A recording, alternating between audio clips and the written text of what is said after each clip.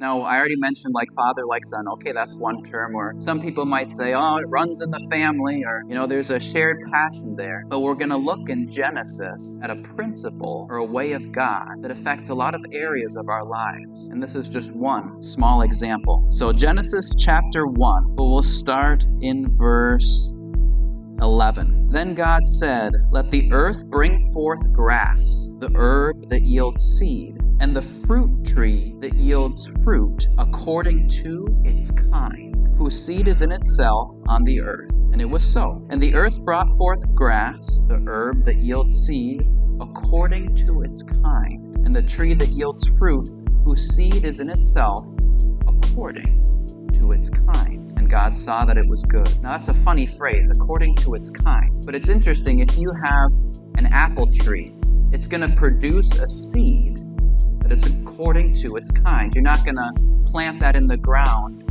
and suddenly get a grapefruit tree, okay? It's always going to be according to its kind. You're going to see other apple trees come up. Verse 20, then God said, let the waters abound with an abundance of living creatures, and let birds fly above the earth across the face of the firmament of the heavens. So God created the great sea creatures, every living thing that moves, with which the waters abounded, according to their kind, and every winged bird according to its kind.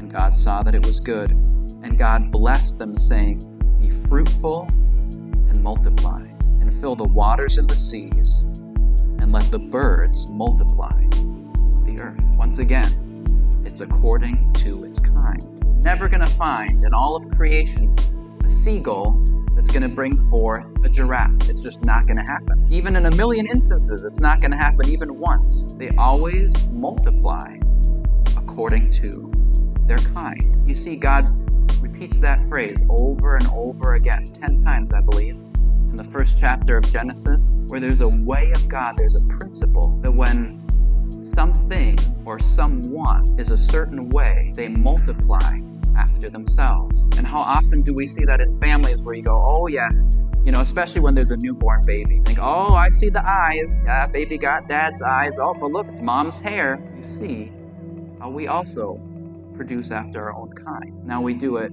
physically, maybe in terms of appearance, but also often in terms of character. We also know that that same principle can be true with the people you hang out with your friend group, let's say. The culture around you, all of a sudden you can take on some of those same characteristics. But God also says, be fruitful and multiply.